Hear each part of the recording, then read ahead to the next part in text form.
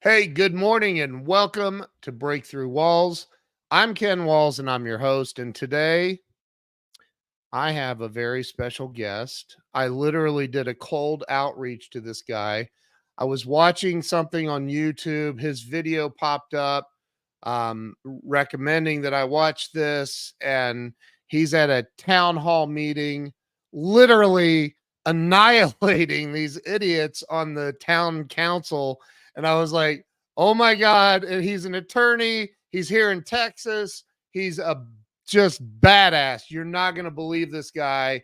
Do me a favor and share this out right now because America needs to hear this guy's message and I need you to help me share it. So do me a favor, share this out. Stay with me. We're going to have CJ Grisham on in just a second. Stay with me. We'll be right back.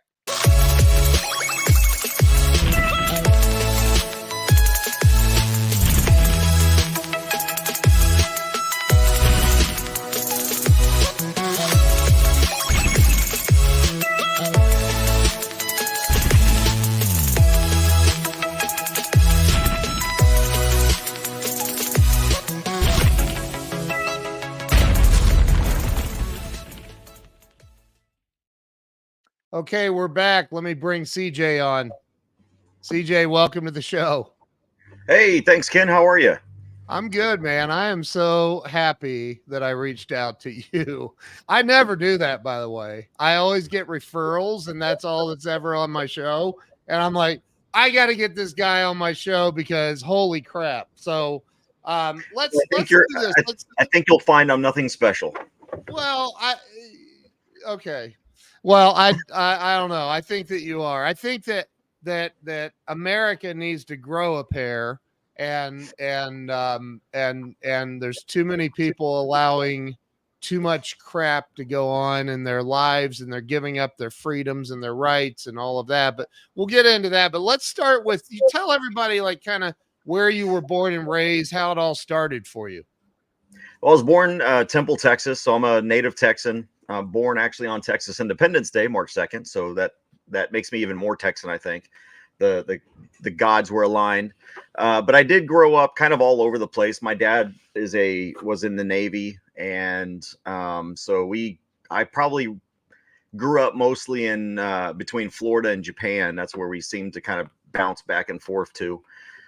But I did spend all my summers here in Texas working on our family farm, and so I never really lost being a Texan, even though I didn't really grow up here. After high school, I graduated high school actually in Japan, where I met my wife, and went into the Army shortly after that, and spent 21 years in the Army, retired as a first sergeant, and became a gun rights activist. Back in 2013, I got falsely arrested for carrying a firearm while I was hiking with my son, helping him earn a merit badge out in the middle of nowhere. And some cops, I got arrested because a cop tried to disarm me, and I fought him over it.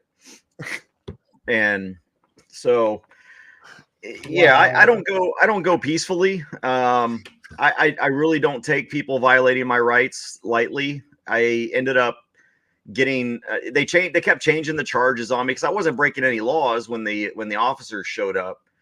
And so what they ended up, the officer actually created the crime because I got charged with interference, even though the officer had no duty to mess with me. They kept changing the charges until they found something that stuck, and the only thing that would stick was a Class B misdemeanor of interference. So I got that turned me into a gun rights activist, even though I've always been into guns. And after my fourth arrest, I decided, you know what, I'm going to law school. I'm tired of this. I'm tired of fighting them in the streets. And I could tell that there was a need for more patriot and freedom-minded attorneys out there that are willing to stand up and not only defend people, but not be afraid to take on the system itself. Wow. Let's unpack that, man. That's a lot of information. So first off, thank you for your service. It's something that it's the only regret I have in life. My best friend and I were going into the army together remember the buddy system they had, and Yep. and I chose to get married instead, and he was so Good pissed choice. off. Yeah, he was not happy. But so talk about, like, first off, the you get arrested for, and you said you're in the middle of nowhere when this happened. Well, it used to be like, if you go down there now, there's a giant like recreational complex. There are several neighborhoods. They built a school there, but Yeah. back in 2013, it was literally there were pastures on each side of the little farm road I was on, and my family farmed both of them. So it Wow. was, but we went. My son had to do a 10-mile hike. He could choose for the only badge he needed was, it was either hiking, swimming, or bicycling, I think. And he chose hiking, and I said, okay, well, I'll tell you what, because we live out here in the country, but it's on the outskirts of Temple. And so I said, just pick a spot out here in the country. We'll just do a 10-mile, pick a big loop, and we'll just do a big 10-mile hike. And as I always do, I've got my rifle with me. And because you never know if you're going to have hogs out there, or we do have some mountain lions, but it doesn't matter. Self-defense doesn't matter what I've got out there. I could have it out there just because I want to. And that's, as a matter of fact, that's what I told the cop, because the cop stopped me and he grabbed my gun, and he's like, is there some reason why you've got this? And I said, because I can. And he didn't like that answer. That's what started the argument. He tried to take my gun from me. I stuck my hands on the gun. I said, whoa, you can't disarm me. And he pulled out his gun, stuck it to my head, and threw me onto the hood of the car right in front of my son. And that started Open Carry Texas. Oh my God. And I was still in the military at the time. I was an E8, a master sergeant in the military. I was a counterintelligence special agent, badged and credentialed, top secret SCI clearance. And he never had a still problem in arrested my you. life. Never had a problem in my life. But this was a matter of, I'm the law around here, and you're going to do as I say. And that it just doesn't sit with small town cops sometimes. Good grief, man. So they got you on a charge though that stuck? Well, they initially arrested me for resisting arrest, which sounds pretty stupid. And it is, and legally it doesn't hold water. So they tried to change that to disorderly conduct, but who am I disorderly in front of? The cows. So that didn't Right. hold. They tried to get me to plead to all sorts of things. I mean, this got national news. I was on Hannity, I was on Tucker Carlson, and they didn't like that. And what happened was the police kept lying to the news about what happened during the arrest. And I would release little clips of the video that I took on the side of the road, showing that the police were lying to the media. Well, then my attorney comes to me and he says, hey, CJ, they're going to put a gag order on your video. And I was like, oh, really? Okay. So I released the whole video. And you can't gag something that's already out there in public. Right. And so I did that, and I started putting it all the gun groups. I said, hey, look, download this, upload it to your own pages. They're trying to hide what's going on. They've been lying. I've been calling them out on it. And so then they tried to get me to plea, like, hey, we'll dismiss this if you leave the county. And I was like, go bleep yourself. And I told my attorney, I said, you tell them specifically, my response is to go bleep themselves. Yeah. And so they changed it again to interference. And in Texas, the interference statute, I tell people, it is so broad that literally a cop can walk up to you and say, drop your drawers and bend over. And if you go, I don't go like that, that's interference, because you've just interfered with it doesn't matter that the law or the order is unconstitutional or unlawful. You have to do apparently what the cop says. And that's something I'm trying to get fixed as well, is that the law itself says you cannot resist an unlawful arrest. I mean, think about that constitutionally, what that means. That isn't that like about Yeah, I think it's a Fourth Amendment violation. Yeah. So anyway, that's how that kind of went down. And wow, we were in the middle of nowhere, just going on a hike, and that started this movement. Somebody wanted to do a protest for me in Temple, and we brought 400 armed people exactly the way I was armed to Temple to teach the Temple Police Department that this is legal. You can arrest one guy, but try arresting 400 of us. Wow. With what, 2 cops in the whole town? Oh no, they brought in the ATF, they brought in the What? FBI, the sheriff's department was in there. Man, they had snipers on rooftops and everything. And this is Texas, 2013, Temple, Texas. And but now everything's fixed. We successfully beat them into submission, and they know what our rights are now. So okay, so that's in a small town, Texas. I mean, one of the reasons that I moved to Texas is freedom. It appears to have more freedom than most other states. We'll talk about the border thing here in a minute too, but because Texas has a border, I think everybody knows that. But so you were not an attorney at the time, right? I never even thought about being an attorney. My job was to go into corporate security. That's what I wanted to do. I wanted to protect corporate secrets, because that's what I did in the military. I protected classified information. I investigated and tracked down spies, prosecuted espionage and sedition and treason and all that kind of stuff. And that's what I did for a living. And of course, the natural progression out of the military would be to go and protect proprietary secrets of companies and find out, where are the weaknesses of these companies? How can they protect their information better?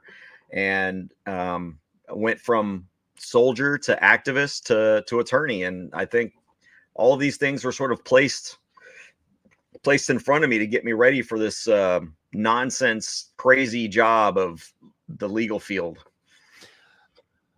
And my 13-year-old daughter says all the time, she says, when I grow up, I'm going to be a rich attorney. And I'm like, honey, there are a lot of attorneys that are not rich. Yes. So it takes a lot of work. But so talk about, though, like, so you decided eventually to become an attorney. When was that? Was that right after the arrest? You're like, that's it, I've had enough of this crap, I'm going to law school? That just convinced me that there's a problem in Texas with law enforcement respecting our rights, and that the Second Amendment, we weren't as Second Amendment friendly as people thought. At the time in 2013, we were one of only 6 states that did not allow you to openly carry a handgun, and people didn't know that.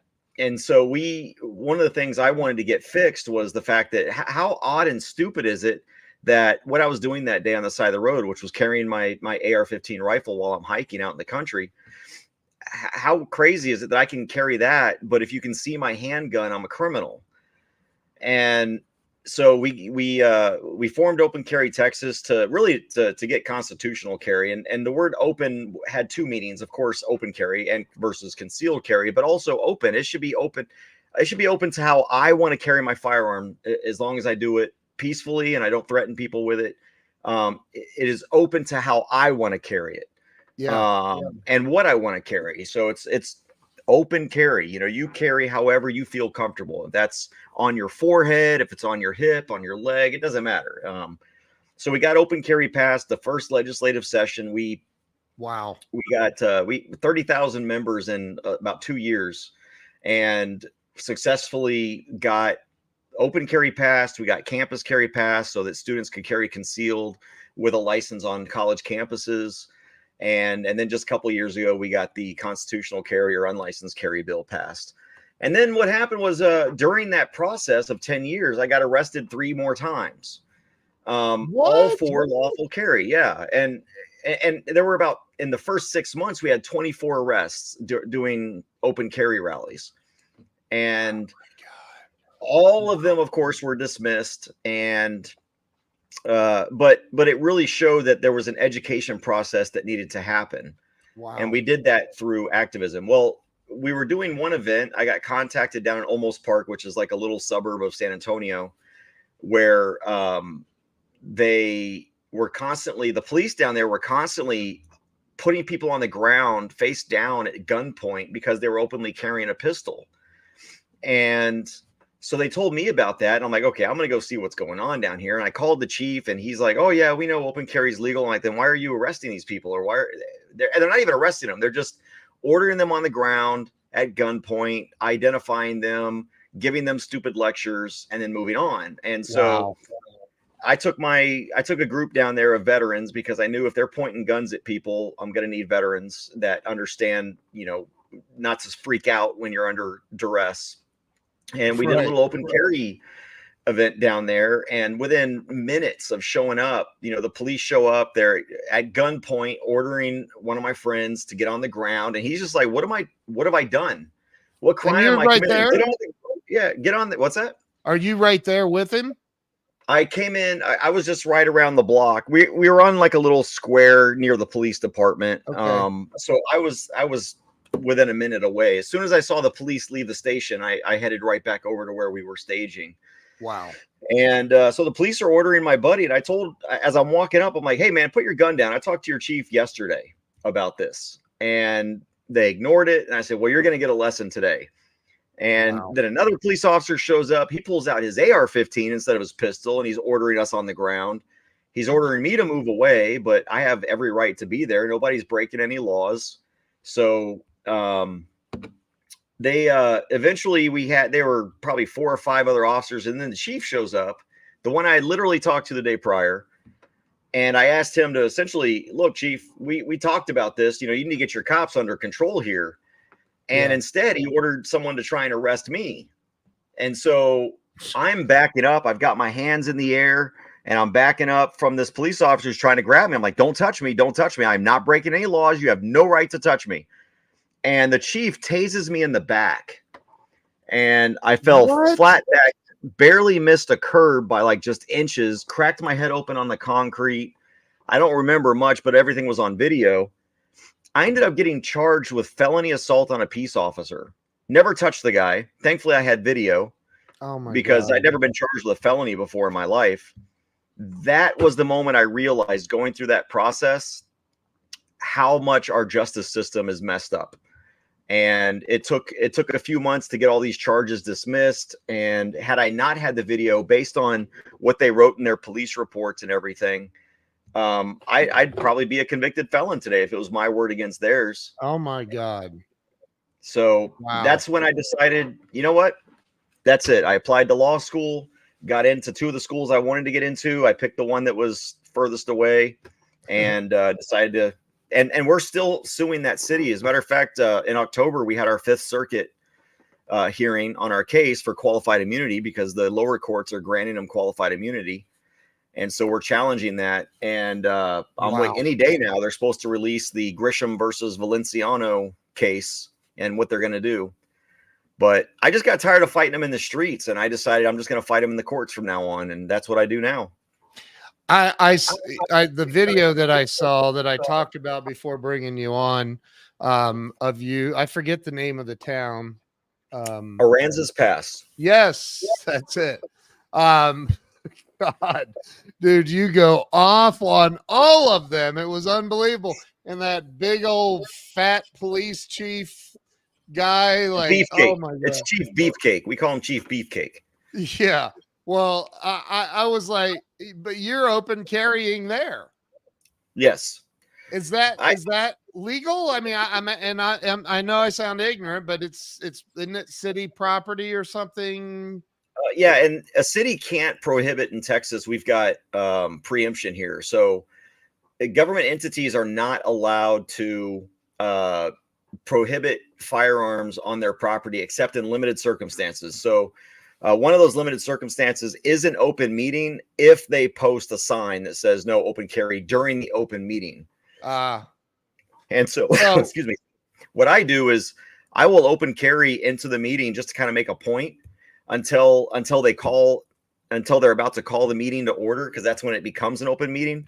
And then I'll walk out just to kind of show how stupid this rule is. If I wanted to hurt you people, I would do it before you laid the gavel down. Oh my God.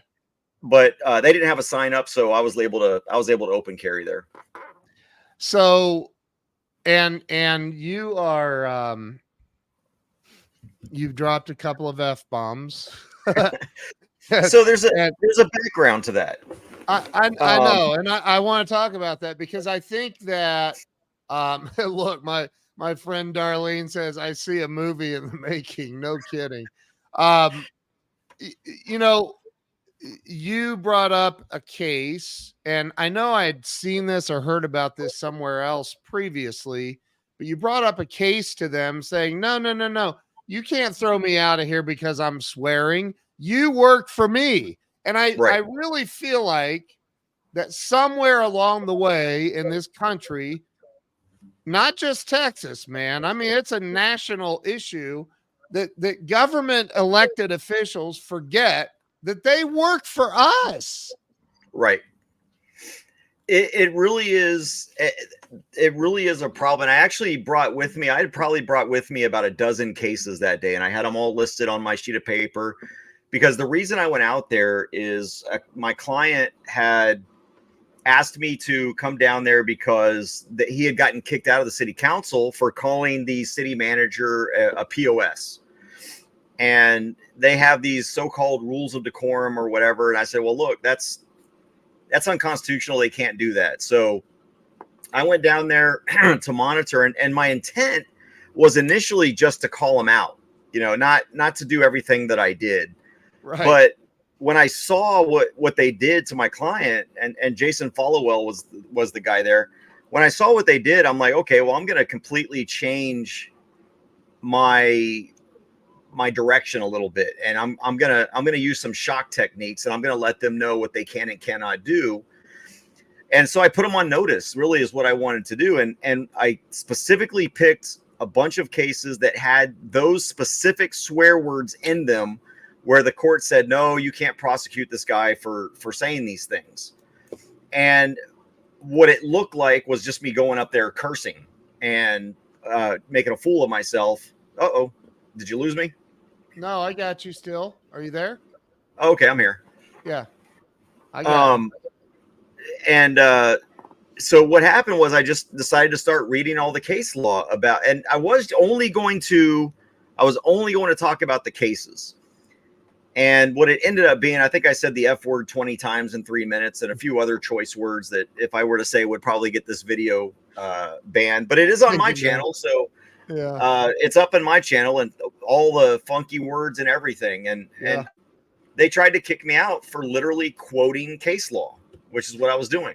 Which and for the audience that doesn't know, you're talking about Supreme Court case law.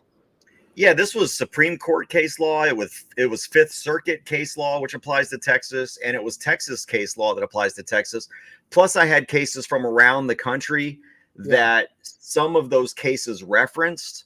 So even though I might have used a like California case or something, it was a case that was referenced either in the Fifth Circuit or in the Supreme Court to prove the same point that I was proving.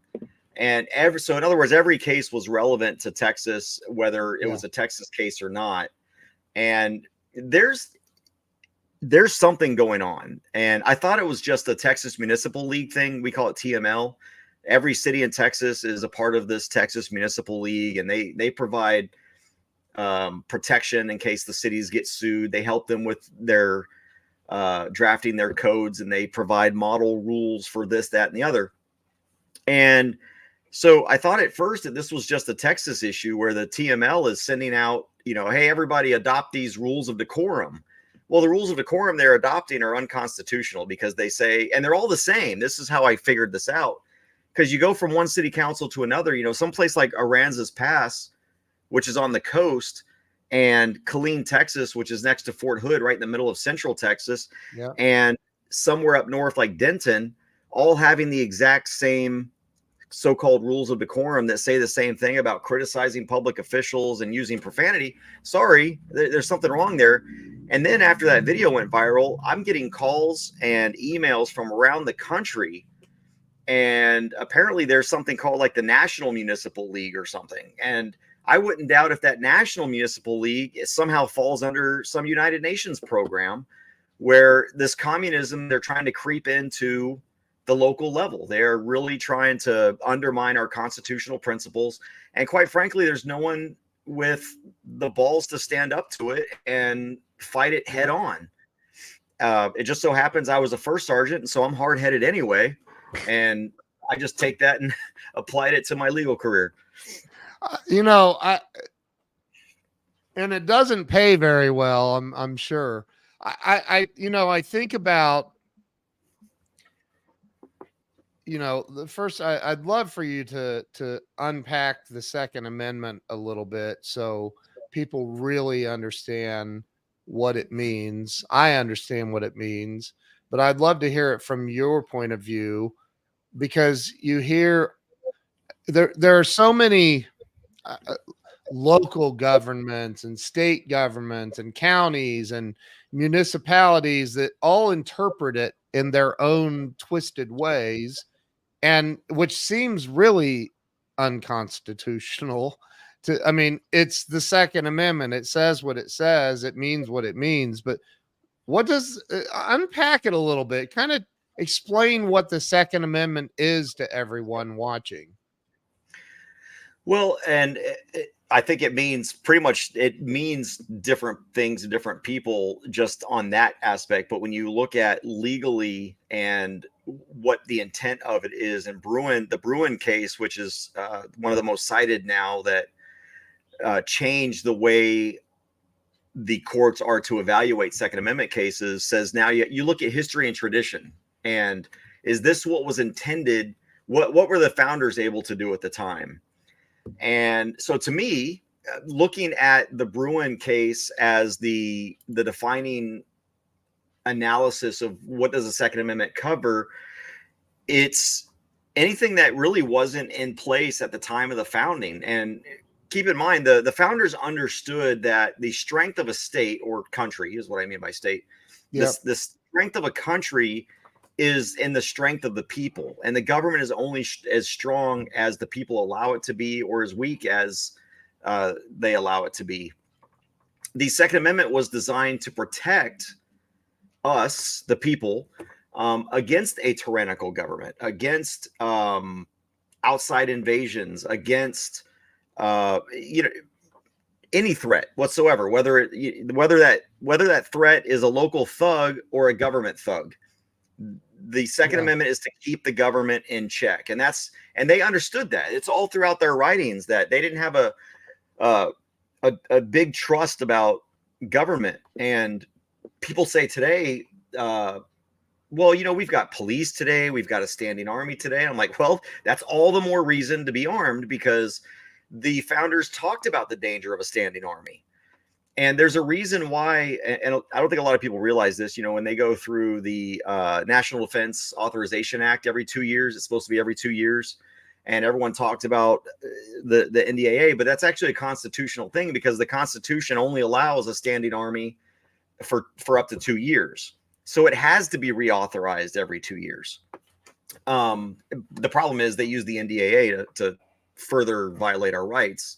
By making the military more powerful, making the government more powerful, and making you and I weaker in any way possible. So the Second Amendment has two clauses. The first, of course, is it's two rights. It's like the First Amendment has more than one right. It's more than just the freedom of speech, freedom of religion. Right. The Second Amendment has two specific rights. The first one is the right to form a militia. And that is in defense of self and others, and really in defense of the state. Our founders, when they created the federal government, understanding that there were 13 individual free states. Right. And that those 13 individual free states were to retain and have all of their powers that they have, but that the federal government was going to help protect each of the states by sort of coordinating their defense and all that. And so the purpose of the federal government from its founding was to protect rights, states' rights, individual rights. We've lost that, because now we've got we've got all these agencies now, these unconstitutional agencies. We got all these police forces everywhere. Where you're sitting right now, probably, I don't know where you're at, but there's probably North Texas. Okay, so there's probably 5 or 6 different police departments that have authority over you right now. You've got the sheriffs, you got the constables, you got whatever local police department you have. You probably have a school district police department. You probably have a college district police department. You've got the ATF, you got the FBI, you got the IRS.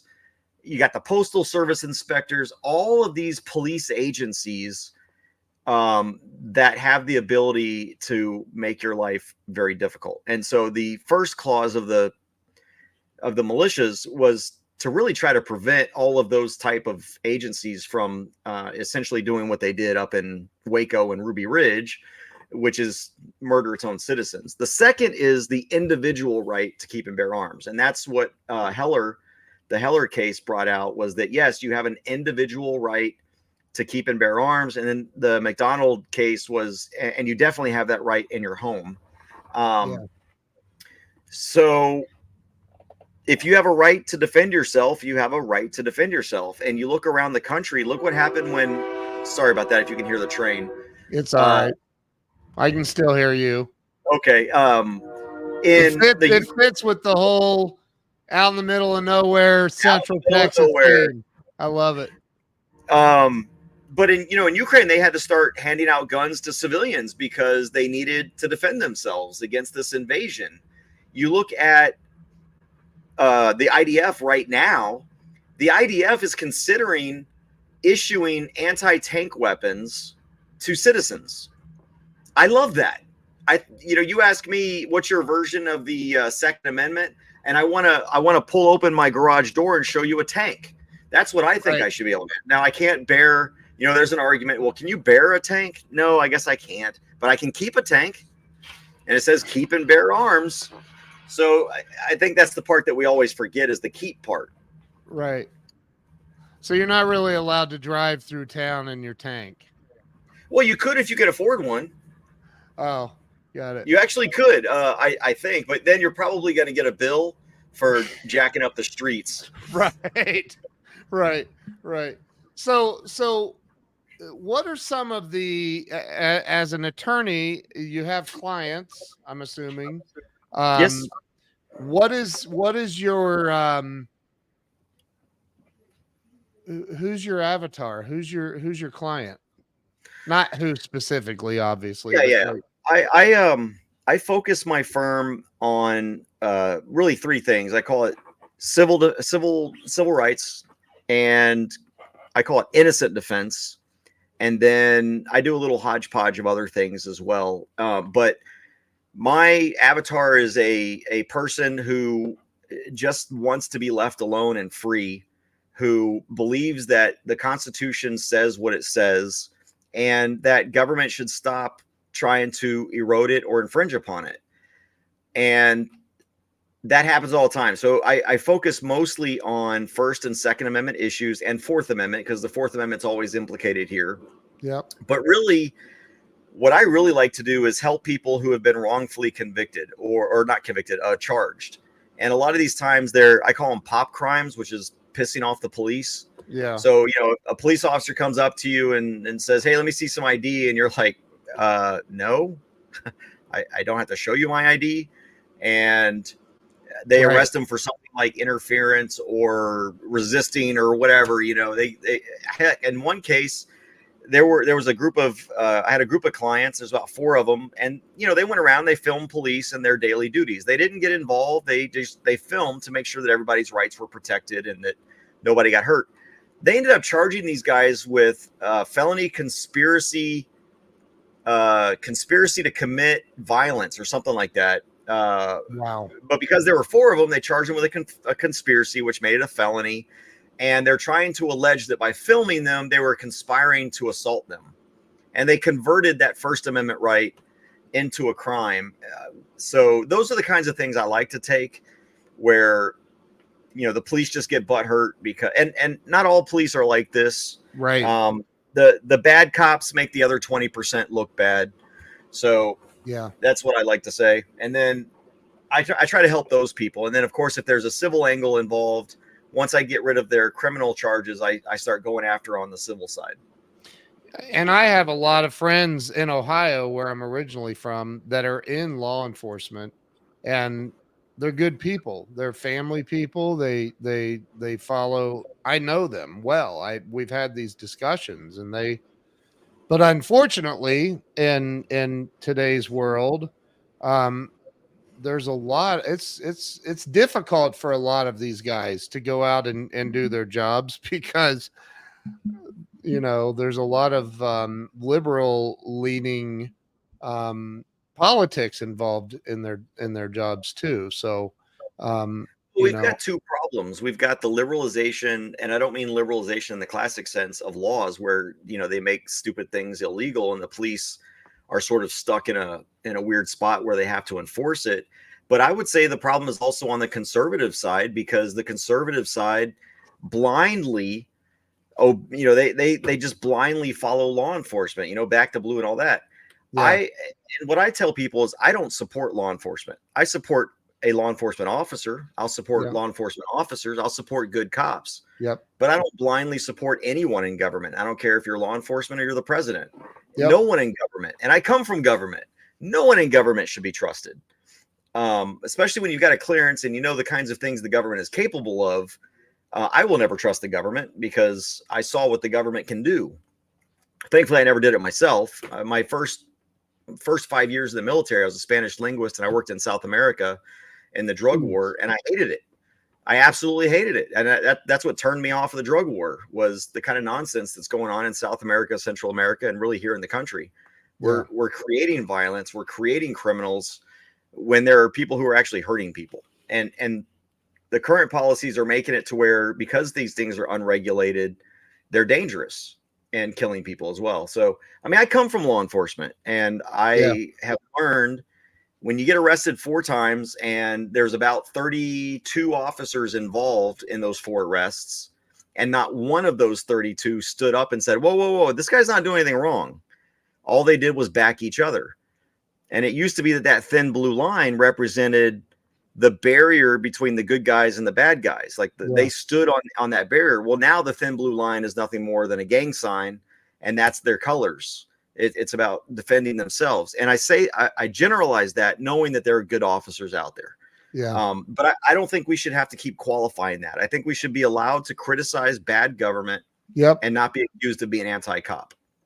Totally agree with you. 1,000%. 1,000%. So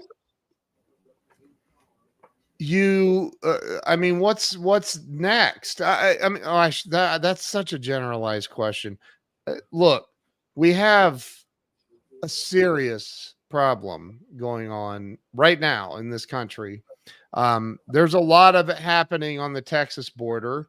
Although I've seen some videos showing open gates a half a mile from the whole staging area, whatever.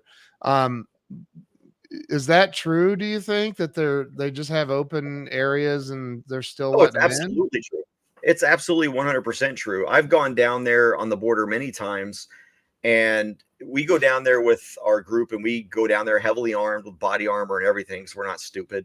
Right. And we've been walking the trail. You see women's undergarments strewn out underneath giant trees. So, those are like rape trees, or at least places where, because why else would there be just women's panty clothes here?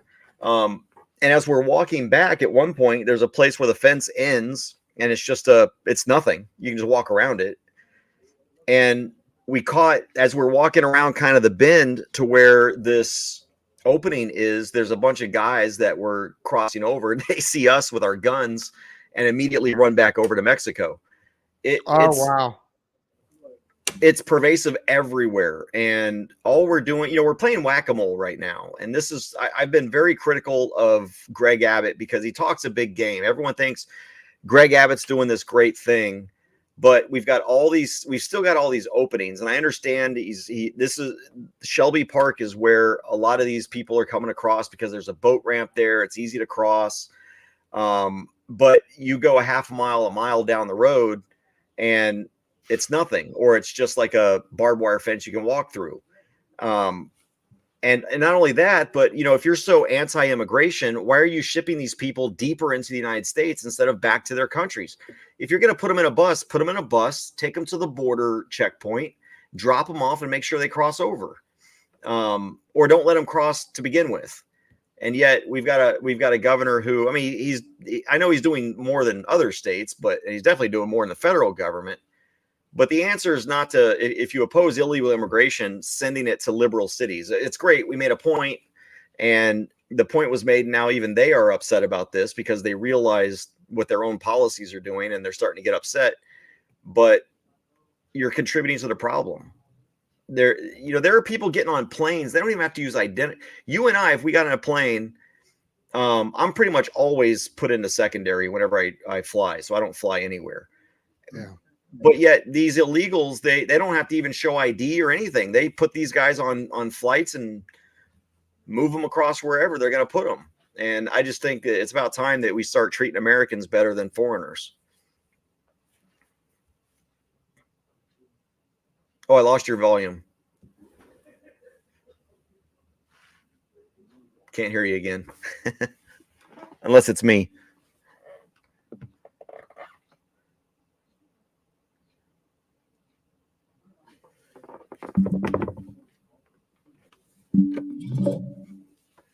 Let me make sure that Now. There we go. Now I got you. I think the once we started talking liberal stuff, they decided to mess with us. I agree about the send them. We got to send them back. I was having a conversation at an airport with a couple of pilots. I won't even mention the airline, but they were sitting there getting ready to take a jump flight or whatever they call it. And I was having a conversation, and they said that the airline that they work for, their primary job is there's like 16 flights a day going out of, I believe, San Antonio or somewhere down in southern Texas, taking illegals back to various spots. I don't know how true it is, but these two guys were just regular guys that are definitely Second Amendment supporters. So I don't know. There's a lot of that's the thing, man. Especially with, I mean, I grew up in the 80s, 70s and 80s. You didn't hear about this stuff back then. Like, I grew up in the 80s, 70s, 80s. Can you hear me okay? Yeah, I'm sorry. I had a little feedback for a second. I think my sound went on when yours came off. Oh, okay. So anyway, I don't know. I think that there's just, it's way different today, and you don't know what to believe with social media and the psyops going on. I do believe there are psyops going on that have been going on for a while. Well, and not only that, but we have tools at our disposal. If Greg Abbott really wanted to enforce the border, our Constitution provides for a state militia and a state guard. And the Biden administration has, and by the way, actually, and the Biden administration has done everything to undermine every effort that we have. Even talking about, because the state is using the National Guard to protect our border, he's talking about nationalizing or federalizing the National Guard. So essentially we don't have access to them. Well, that's okay. We've got a state guard, and we've got the unorganized militia and the organized militia, which Abbott can call into session or call into service at any given time. I talk to people all the time. I've made myself very available that, look, Governor, if you call up the militia, I will serve as a first sergeant and lead a company in any way we possibly can and protect our border. The Texans want to do that. The problem is you show up and you've got to fight federal agents. You've got to fight your own, police forces who think that they're the only ones that have any authority. But it goes back to what I said earlier. When the states created the federal government, they did not surrender their sovereignty or their authority. And what people don't realize is government gets its authority from the people. Government can't do anything that because if you're going to give someone, if you're going to delegate, like, for example, do you have children? Yeah. Yep. I mean, so if you as a father delegate to your child Okay, you are the person that's responsible for mowing the lawn. That doesn't mean that you no longer have the responsibility to take care of that lawn. You have just given that to your son. And if your son doesn't mow the lawn, at some point you're gonna have to do it yourself, or your daughter. I don't want to be sexist. Right. But I have two whoever. daughters. So but let's say this: can you give your son authority to go mow your neighbor's lawn? No, because you don't have that authority. And so anything that the government does, the people and the states respectively retain those rights. This idea that just because we have a police force, we're not allowed to police is absolutely false. Because if we don't have that authority to protect our own neighborhoods and enforce our own laws, then how did we give that authority to the police? We didn't. And if we gave that authority to the police, which the Texas Constitution says that we did, then we retain that authority. And the reason we've created government is to handle issues we can't handle full time. So because we can't do that full time, we've created government to do things for us full time that we're not able to because we're focused on our own lives. Right. We don't have time to patrol the streets, and make sure that our fellow citizens are safe. So we hire somebody to do that for us. I don't have time to mow my lawn, so I hire somebody to mow the lawn for me. It's the exact same thing. And we vote to decide on who we think is going to be the best person to do the job we're assigning to them. Right. And that's where I watch some of these things. I see some of these things. I don't watch television. I talk about not trusting. I don't trust a single thing coming out of the news on television. But I think about the people that just roll over. I mean, there are people who've been through the same thing you went through and just accepted it as their fate and didn't fight back. Probably the biggest percentage, I would say, didn't fight back. Well, and the reason for that is it's expensive. When we fought our case, my first case, the one I was just walking down the road minding my own business. Yeah.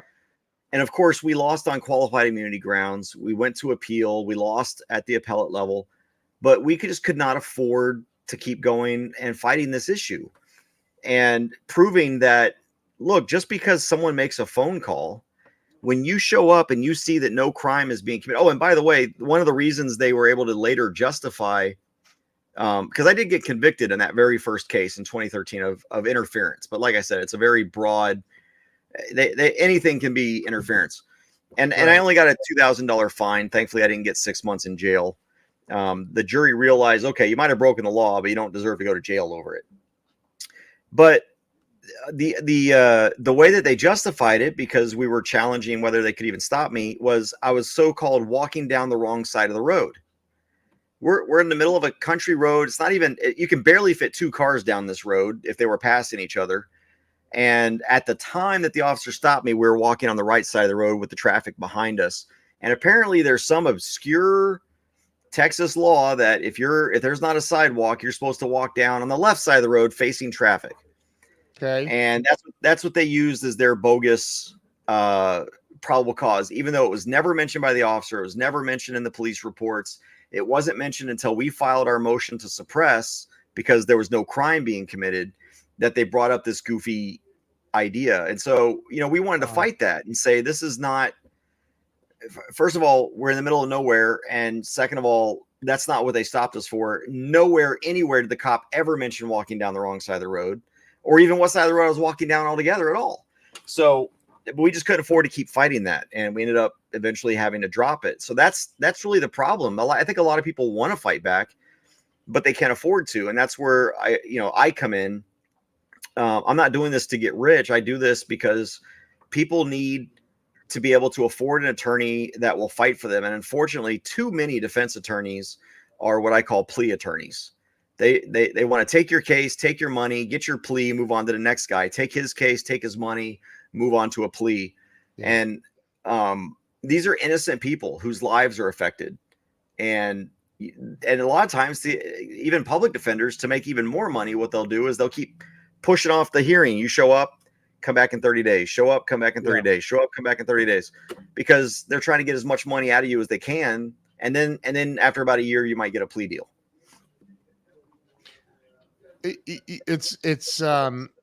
I can tell that you genuinely care. Like you genuinely, most don't. I know a lot of attorneys too, and I mean a lot. And I, I mean, it seems to me that you really genuinely care about people and the Constitution.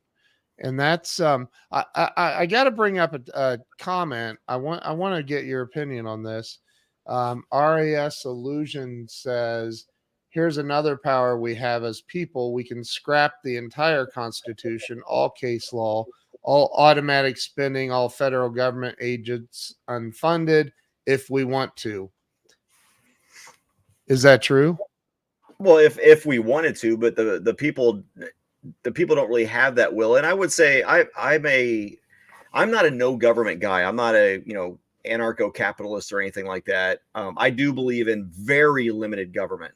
Yes. Because, as I said, I don't have time to go around and make sure that people are prosecuted who break into someone's house or who steal or who kill or who injure others. And I fully believe that really the only true crime should be a crime where the rights of someone else have been violated. I believe I have the right to do anything I want to do with my body, with my life, as long as I don't interfere with that same right of someone else.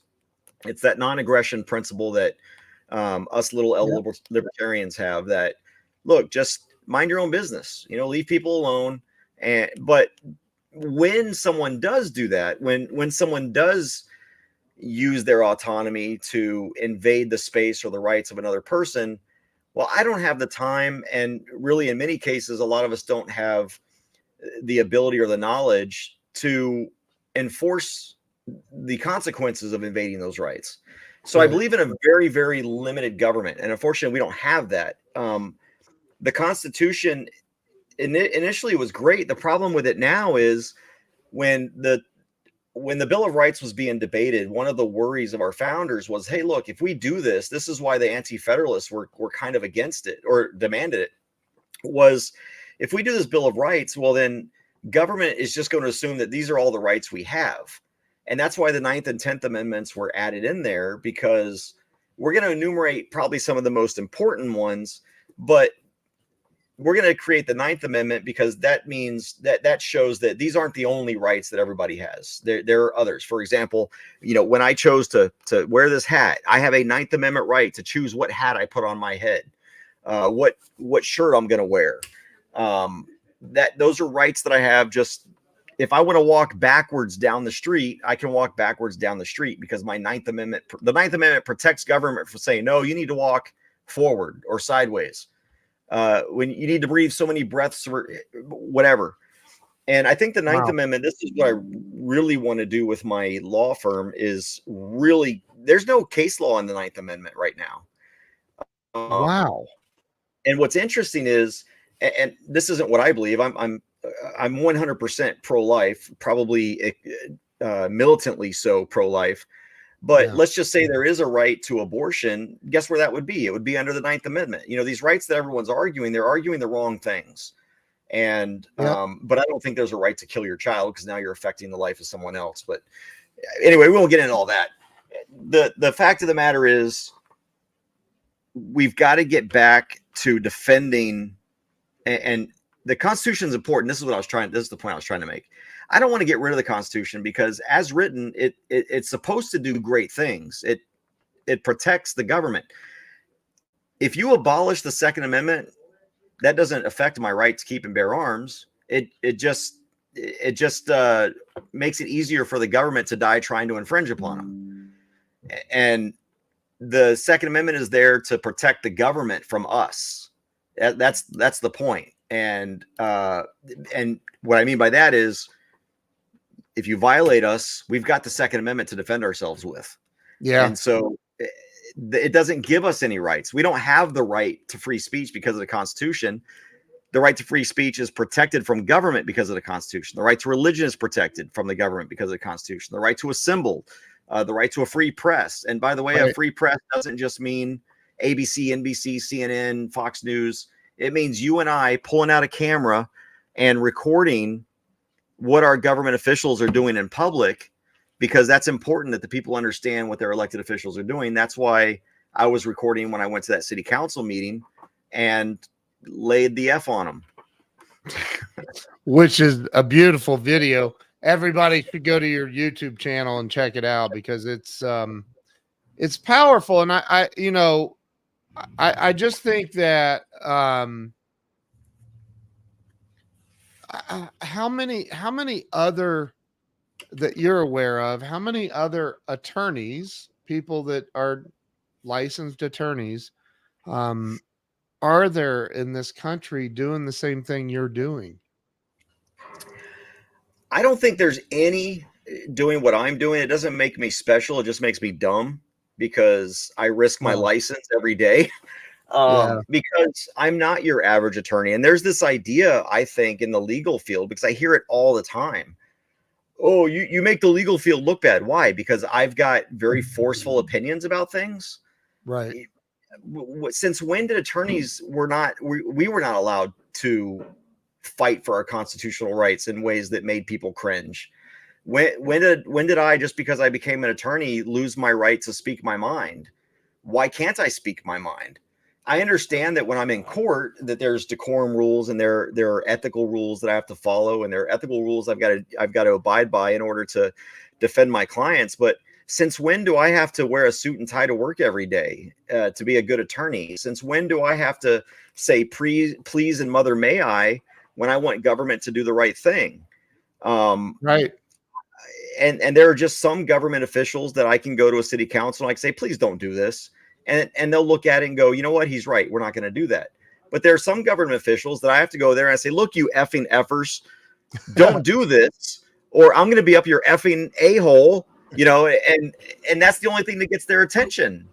Right. I love that, man. You really, and he really does do that. He's not playing.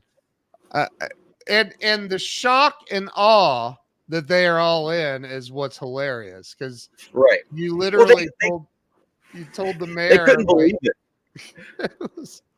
I didn't hear this at the time, but when I was down there in Aransas Pass and I was going through my litany of words that I can say and they can't do anything about it, I heard on the microphone one of the city council women. She's like, oh, heaven mercy, you know. And I was like, oh, okay, I guess she didn't like that word. And the problem is that the fallout from that is people are missing the point. Yeah. Oh, CJ, you shouldn't be so uncivil and you shouldn't use such profanity, and that's not very professional on your point. I'm like, whoa, stop. You know what's really unprofessional? Violating people's First Amendment rights, forgetting that you work for these people, that you think you can't be criticized. Get off your high horse. Yep. You know, maybe one of the things we need to do is pass a law in this country where if you're on a city council, your dais can't be above the people. I think instead of having raised daises for these city councils, we need to put them in a pit so they realize that we're above them, not the other way around. They get this high and mighty attitude sitting up there on their little platforms. Yeah, dude, you're so right. Sorry, I just called you dude. But no, I'm a dude. I'm good. You seem like a dude. No, I mean, like, oh God. I mean, I could go down so many there, you know, like the mask mandates. I remember I was speaking at a conference here in Dallas. I lived in Ohio, and I didn't wear a mask.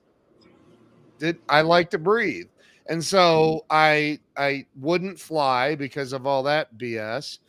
And so I drove to Texas to speak at this event from Ohio, 16 and a half hour drive. I stop. I'm going through Illinois, unfortunately, and I stop to use the bathroom at a gas station. And this girl's like screaming at me, waving a mask at me. Sir, you've got to wear a mask. I'm like, nope, you do. And I kept walking. And anyway, I just think about all of the insanity, because there was no law passed saying you have to wear a mask. There was no, and a mandate's not a law. I mean, and people just did it. And Ted Nugent, there's a video of Ted Nugent talking about, you know, we won't go too far down that hole, but he's like, you know, Bah. Here's how your people might understand. Bah. You know, and Yeah. it blows my mind, man, that people just give up their rights, give it all up, Well, and and CNN. you know, I mentioned there aren't any attorneys doing what I do, and that's true. They're not going to city councils and kind of raising the kind of hell that I am. But there actually are a bunch of patriot attorneys out there. You got Paul Davis here in Texas, Brandon Grable here in Texas. You got Eric Friday out in Florida, John Pierce in Tennessee. I mean, they're out there, Yeah. and we're slowly there's an association called Frontline Attorneys that's starting to sort of pick up and find people like us who are willing to take that stand. And you know, here's the thing. I don't do this to protect my license. I am not beholden. I have rules that I will follow. I have ethical rules I'll follow. I will always follow the law. I will do what I'm required to do ethically, but I'm not going to not do something because I'm worried about my license. And you know, it's funny that the leftists love to go after me, and I've had complaints filed against me for calling people communists. You know, I've had the bar say, "Hey, we got a complaint against you, but it's unfounded, but we're required to let you know." And all these people trying to get rid of my license and get me unlicensed. I'm sorry, but I really need to tell you, if you take away my license, I'm more dangerous because I still have the knowledge, but now I don't have the tethers. You know, the cuffs. I don't have so Right. I'm actually more tame having a license than not having a license. So the left should probably think about that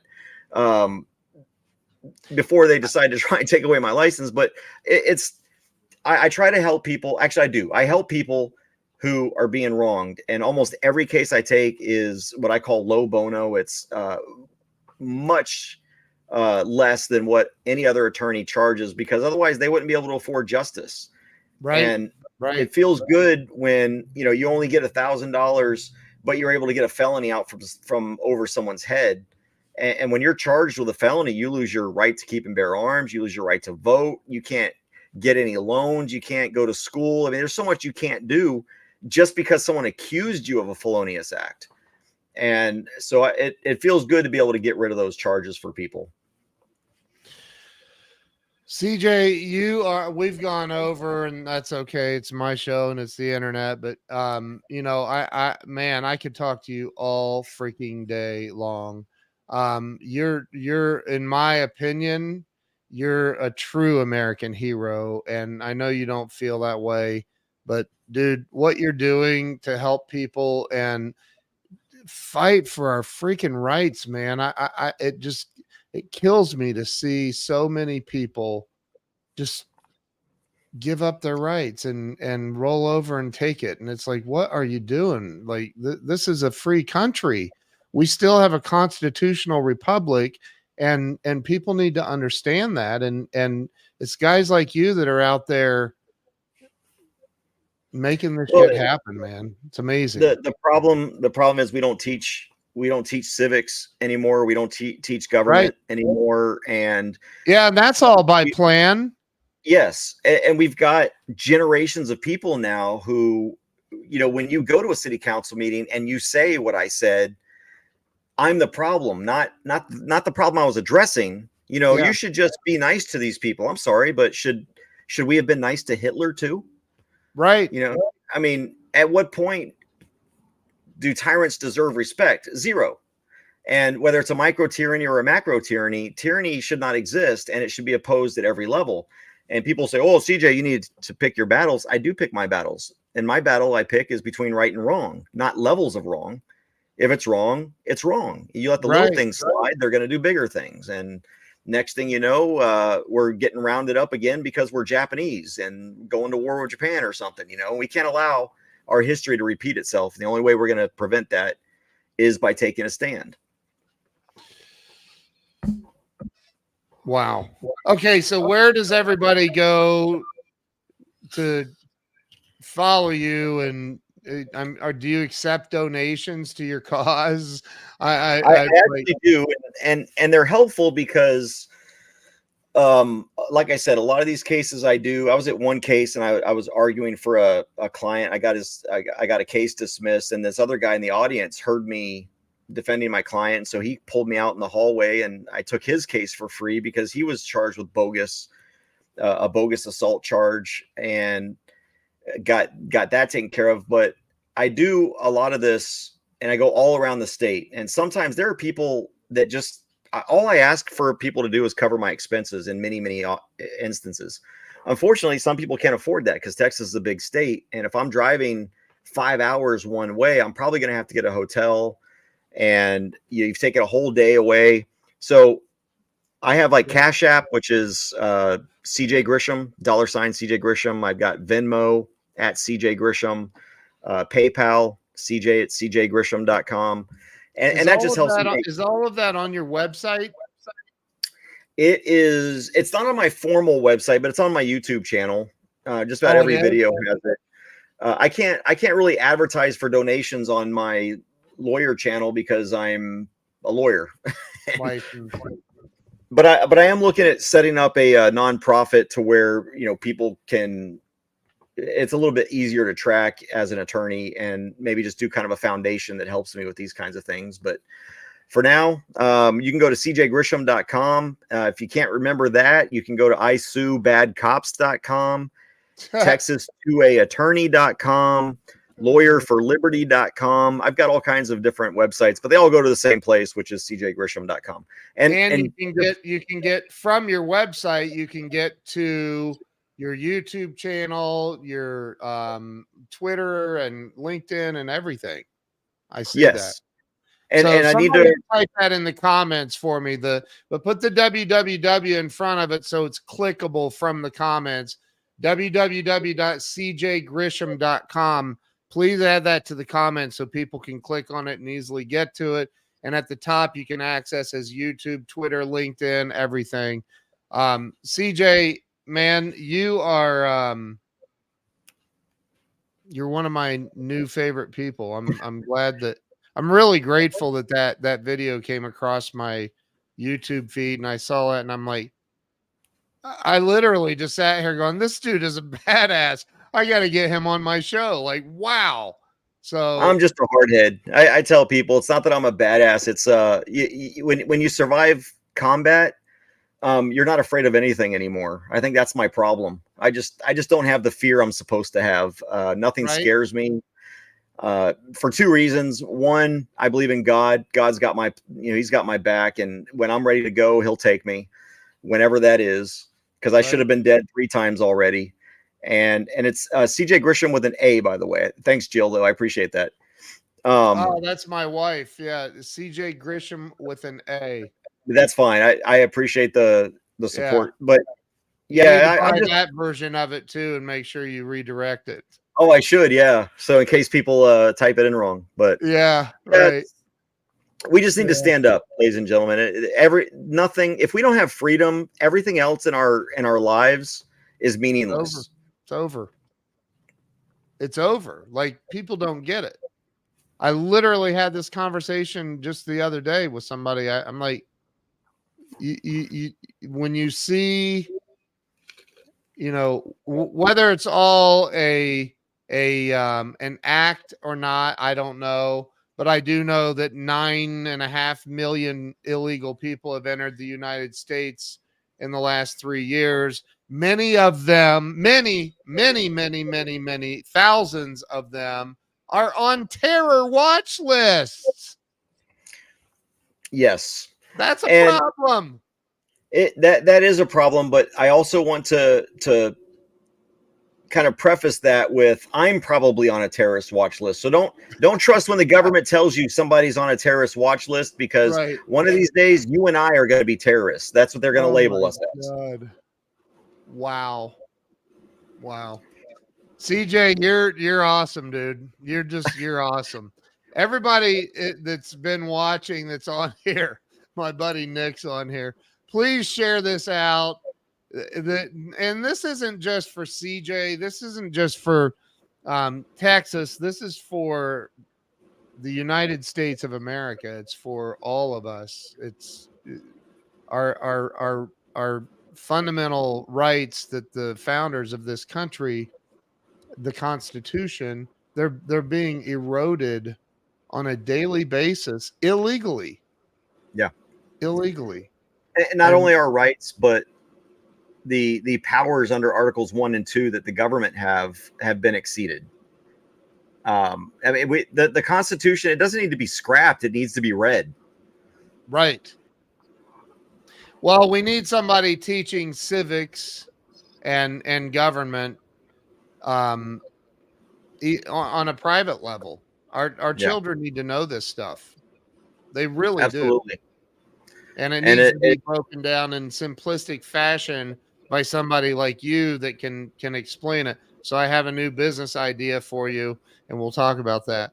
All right. Because I'm the guy that knows how to make that happen. And honestly, man, I think that of the thousands and thousands and thousands of people that will see this and hear this, there's a lot of people that would say, dude, I'll sign up for your course right now to learn this stuff, because they need to. Well, I used to do, I used to do, when I was doing Open Carry Texas, I would actually give classes to law enforcement departments during their training days. I've done Constitution for Kids classes. So that's something I'm also, I don't really have time to do that anymore. Unfortunately, I did this attorney thing as a hobby, and I didn't realize it was going to be a full-time job. Oh my God. That's hilarious. That is hilarious, actually. Nobody becomes an attorney as a hobby, except for CJ. Well, I had no debt. Because of my Iraq injury, I was able to qualify for a program called the Veterans Rehabilitation and Education Program, which allowed me to have my law school paid for. So I didn't have any law school debt when I got out. So I can afford, unlike most attorneys, to really take the cheap cases or the no cases or the cases that nobody else wants. Because I did just do this. I literally did just, now if I had paid $200,000 for an education like my classmates did, I probably would want this as a full-time job, but it's become a full-time job one way or the other. And unfortunately, I just had to get hurt in order to get that education. Otherwise, I probably wouldn't have. Well, I'm sorry that you had to go through that, but everything works out the way it's supposed to, I guess. And everybody watching, please go follow CJ. Go over to CJ Grisham with an AM at the end, Grisham, cjgrisham.com. Go to his YouTube channel. All of his donation links are in there. Make sure you go donate to this guy, help him out, help him fund what he's doing to fight for the rights of everybody in America, quite frankly. So, and CJ, I'm only licensed in Texas, just so everybody knows. I can do federal cases in other states, but it gets expensive because I've got to have a sponsor attorney and a lot of attorneys. This is the other problem. Even if I would do all the work, like if I wanted to go to Tennessee and unless I know somebody, oh yeah, I'll sponsor you, but it's going to cost, I got to pay them a fee for them to sponsor me, because the attorneys, they only care about money, not, hey, the reason I'm coming to Tennessee is because you won't take this case of somebody being wronged. So I have to come to your state. Now you're going to charge me to help one of your citizens? Go pound sand. We need more patriots to go to law school. Amen. Wow. So, dude, I think we can do some more stuff together and get your word out. Because I have a big mouth. I've been accused of that, at least. So, well, can you give it my website? My audience wants to know what's your website. KenWalls.com. There you go. Can find everything about me at KenWalls.com. This isn't about me, so I appreciate that, but you man, dude, you're unbelievable. I'm so grateful you came on today. So I am going to end the live stream, and man, thank you. Seriously, thank you. And just remember, for all y'all out there, guns don't kill people. Alec Baldwin kills people. All right. Just in case there wasn't enough to get this shut down. Oh my God. You are incredible, man. Everybody make sure Thanks you go for to having me. CJ. Yeah, thank you for being on. And stay with me. I'm going to end the live stream, but stay with me. And everybody go over to cjgrisham.com and check out his website. Follow him everywhere and donate to everything that he's doing. CJ, thank you again. I appreciate you, brother. Thanks, Ken. Alrighty.